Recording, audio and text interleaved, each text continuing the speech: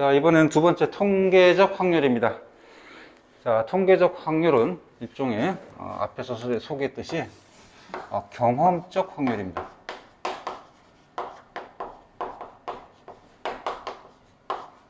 경험적 확률이고 자료를 이용합니다. 자, 그런데 이제 기본적인 이제 수학적 내용을 좀 우리가 확인하고 갈게요. 좀 교과서적 내용을 좀 썼고요. 기호도 상당히 조금 이제 수학적 표현이 들어가 있는데 확실하게 이해할 필요는 없습니다. 그냥 대략적으로 이해만 하면 됩니다. 고등학교 확률은 우리가 정확히 아주 수학적으로 가는 게 아니니까, 하지만 좀 알아야 되니까 하겠습니다.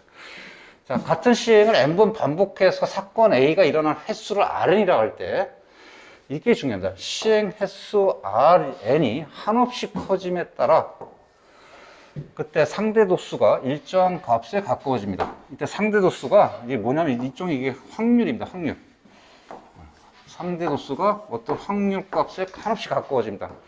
자, 그럴 때 이 P를 사건의 통계적 확률이라고 합니다. 라고 했는데 이게 무슨 말이냐면 이런 뜻입니다. 이제 수학적으로 이 표현하면 이런 뜻이에요.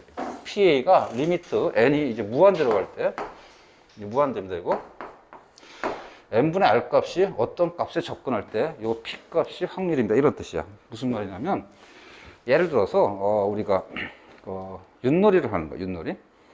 윷놀이 알죠? 독에 걸린 뭐 예를 들어서 유시 나올 확률이 얼마일까 계산할 수 있을까요? 이건 모양에 따라 틀리잖아. 그때 통계적 확률은 뭐냐면 계속 던져보는 거야.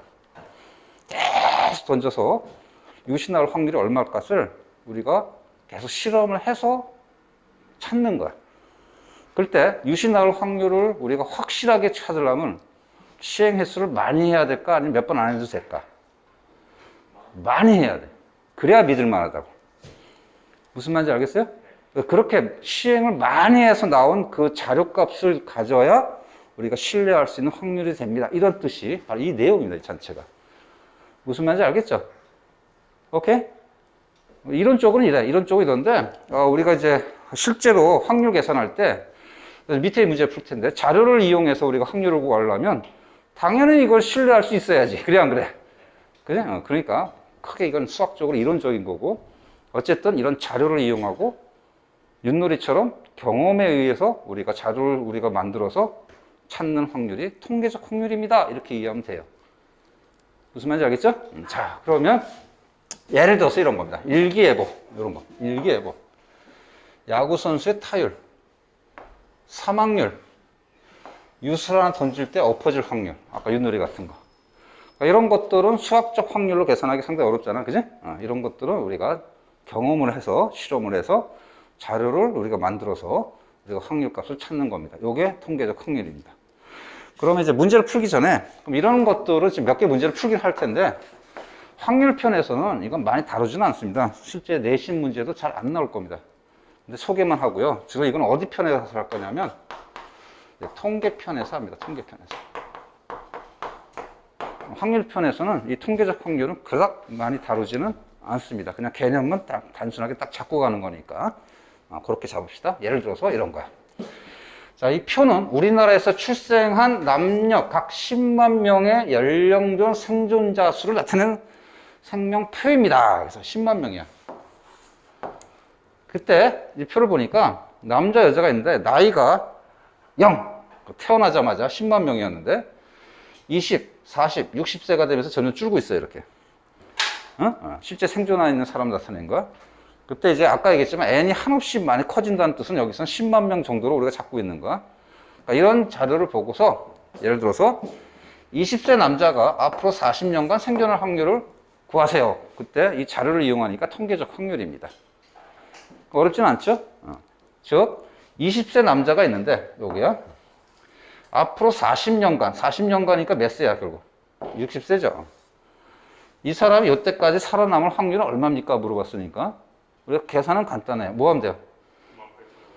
98,587분의 81,896 이렇게 하면 되죠?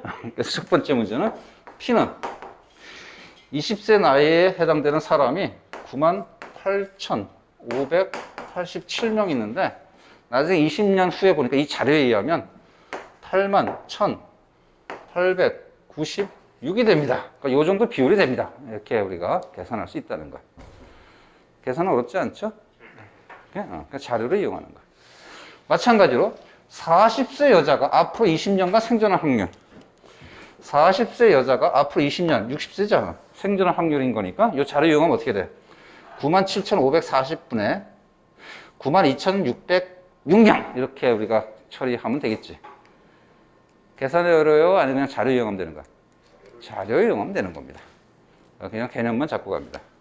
알겠죠? 자, 세 번째는 이제 기하학적 확률입니다. 자, 기하학적 확률은 확률 계산은 어떻게 할 거냐?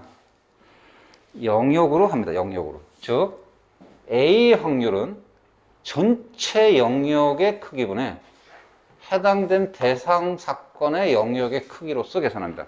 영역이라는 게 뭐냐? 예를 들어서 뭐 길이, 넓이, 뭐 각 등등등 도형적 대상을 얘기하는 거야.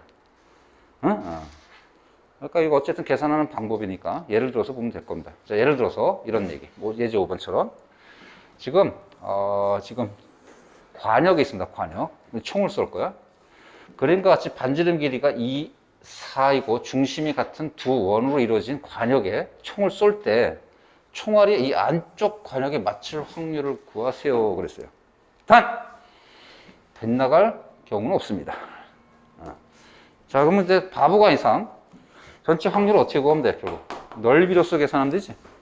전체 반지름이 4인 넓이분에 반지름이 2인 넓이로서 계산하면 돼. 그지? 따라서 이거는 16파이분에 이거는 4파이 이렇게 하면 되죠? 그러니까 얼마가 되는가? 4분의 1의 확률입니다. 이거 정확히 구할 수 있죠? 그러니까 이렇게 구해야 되는 대상을 이제 기하학적 확률이라고 합니다. 이해는 가죠? 근데 조금 하나 갖고 아쉬우니까 하나 더 해봅시다. 야, 방금 한 건 너무 쉬웠고. 자, 이런 문제 한번 해봅시다. 자, 한 변의 길이 2인 정사각형이 있습니다. 한 변의 길이가 2인 정사각형이 있어요.